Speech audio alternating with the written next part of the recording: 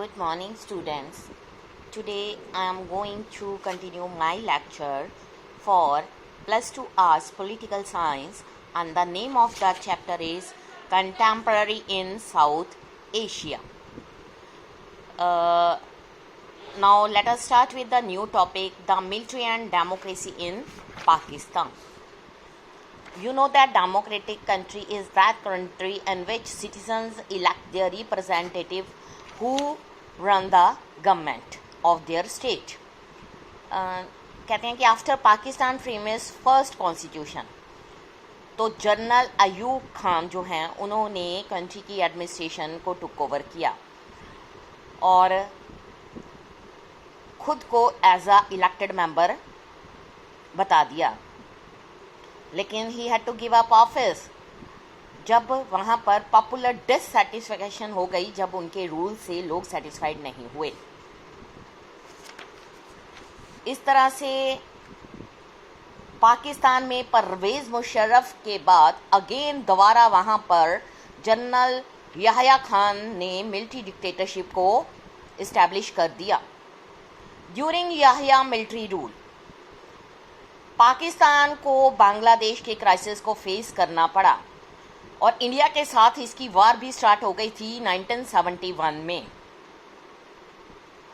जो ईस्ट पाकिस्तान बांग्लादेश वो पाकिस्तान से बिल्कुल सेपरेट होना चाहता था और as a independent country emerge होना चाहता था। कहते हैं कि इलेक्टेड गवर्नमेंट जो थी अंडर लीडरशिप ऑफ जुल्फिकार कार अली भुट्टो 1971 से 1977 तक बनी। उसके बाद क्या हुआ, जो गवर्नमेंट थी भुट्टो गवर्नमेंट ने क्या किया,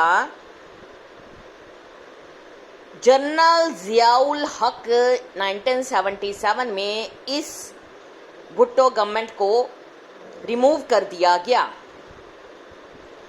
जनरल जिया ने प्रो डेमोक्रेसी मूवमेंट को फेस किया जो 1982 से स्टार्ट हुई। उसके बाद 1988 में दोबारा नए सिरे से डेमोक्रेटिक गवर्नमेंट को इस्टेब्लिश कर दिया गया और लीडरशिप थी बेनज़ीर भुट्टो। इसमें क्या हुआ, Pakistani politics centred around the competition between her party. Pakistani people party, Muslim league, इनके बीच में कंपटीशन स्टार्ट हो गया। जो इलेक्टिव डेमोक्रेसी का फेज था वो 1999 तक इस्टेब्लिश रहा।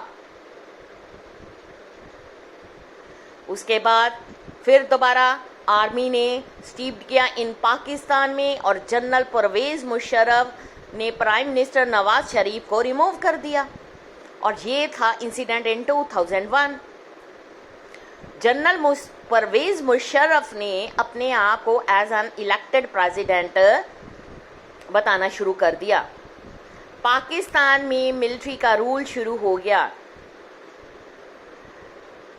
फिर भी आर्मी रूलर्स जो हैं कुछ इलेक्शंस को कंडक्ट कराना चाहते थे और वो कंडक्शन होती भी रही, सिर्फ ये शो करने के लिए कि पाकिस्तान में एक डेमोक्रेटिक इमेज है। बहुत सारे फैक्टर्स ऐसे थे जिन्होंने पाकिस्तानी फेलियर शो किया in building a stable democracy. वो थे social dominance of military, clergy, land owning, aristocracy. इन सब ने इलेक्टेड गवर्नमेंट को ओवरथ्रो कर दिया और मिलिट्री गवर्नमेंट की इस्टेब्लिशमेंट हो गई। पाकिस्तान के जो कॉन्फ्लिक्ट इंडिया के साथ थे उसने प्रो मिलिट्री ग्रुप्स जो हैं उनको और ज़्यादा पावरफुल बना दिया था। ये जो ग्रुप ऑफन ये कहते थे कि जो पॉलिटिकल पार्टीज हैं या डेमोक्रेसी है पाकिस्तान में फ्लॉड है। Pakistani security would be harmed by selfish minded parties. chaotic democracy, army stay in power is therefore justified। इसलिए जो डेमोक्रेसी है पाकिस्तान में वो फुली सक्सेसफुल नहीं थी। पाकिस्तान में स्ट्रॉन्ग प्रो डेमोक्रेसी सेंटीमेंट थे। पाकिस्तान के पास courageous and relatively free press, strong human rights movement शुरू हो गई थी। The lack of genuine international support for democratic rule in Pakistan, उसने फर्दर एनकरेज किया मिलिट्री को टू कंटिन्यू इट्स डोमिनेंस। जो यूनाइटेड स्टेट ऑफ अमेरिका और दूसरी कंट्रीज थी, उन्होंने मिलिट्रीज ऑथोरिटेरियन रूल जो है पास्ट में अपने ओन रीजंस के कारण उसको एनकरेज किया। Given their fear of threat of what they call global Islamic terrorism, apprehensions Pakistan nuclear arsenal, वो कुछ टेररिस्ट ग्रुप्स के हैंड में चले गए। इसलिए जो मिलिट्री राइम था पाकिस्तान में as the protector of western interest in West Asia and South Asia में दिखना शुरू हो गया। अब यहाँ पर मैं कुछ आपको timeline of South Asia since 1947 में बताऊंगी। 1947 इंडिया एंड पाकिस्तान जो हैं emerge as an independent nation after the end of British rule. Sri Lanka 1948, then Ceylon, उसको इंडिपेंडेंस मिली Indo Pak conflict over Kashmir. 1954 से 55 पाकिस्तान ने cold war military bloc SEATO and CENTO को ज्वाइन कर लिया। 1960 सितंबर इंडिया एंड पाकिस्तान ने इंडस वाटर ट्रीटी पर साइन किए। 1962 इंडिया एंड चाइना के बीच में बॉर्डर कॉन्फ्लिक्ट स्टार्ट हो गए। 1965 Indo Pak war, UN India Pakistan observation mission start हो गया। 1966 इंडिया एंड पाकिस्तान ने ताशकंद एग्रीमेंट पर साइन किया। 6-point proposal of Sheikh Mujibur Rahman for greater autonomy to East Pakistan, that is Bangladesh. 1971 March, proclamation of independence by leaders of Bangladesh. August, Indo-Soviet Treaty of Friendship signed for 20 years. दिसंबर में क्या हुआ? Indo Pak war, liberation of Bangladesh. 1972 जुलाई India and Pakistan ने Shimla agreement को sign किया। 1974 में India ने न्यूक्लियर टेस्ट को कंडक्ट किया। 1976 पाकिस्तान एंड बांग्लादेश ने डिप्लोमेटिक रिलेशंस शुरू कर दिए। 1985 दिसंबर साउथ एशियन लीडर्स जो हैं उन्होंने SAARC charter of first summit in Dhaka को साइन किया।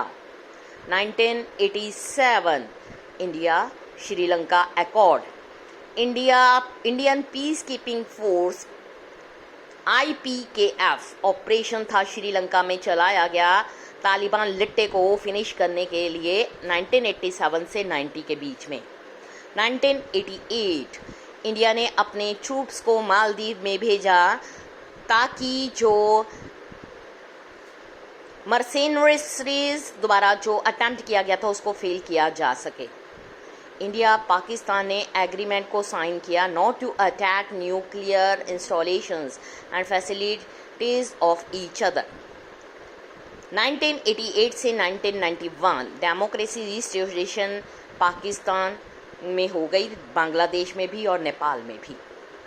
1996 दिसंबर इंडिया एंड बांग्लादेश ने साइन किया Farakka treaty for sharing of Ganga waters. 1998 में इंडिया एंड पाकिस्तान ने कंडक्ट किए न्यूक्लियर टेस्ट। दिसंबर इंडोनेशिया लंका इन्होंने फ्री ट्रेड एग्रीमेंट साइन किया FTA। 1999 फरवरी इंडिया के प्राइम मिनिस्टर वाजपेयी ने बस जर्नी स्टार्ट की Lahore to sign a peace declaration Pakistan तक। जून जुलाई Kargil conflict between India and Pakistan. 2001 जुलाई वाजपेयी मुशर्रफ आगरा समिट जो हुआ था वो सक्सेसफुल नहीं हो सका। 2004 जनवरी साफ्ता साइन किया 12th SAARC summit in Islamabad. तो ये टॉपिक यहीं पर ख़त्म है। नेक्स्ट हम करेंगे democracy in Bangladesh. Thank you.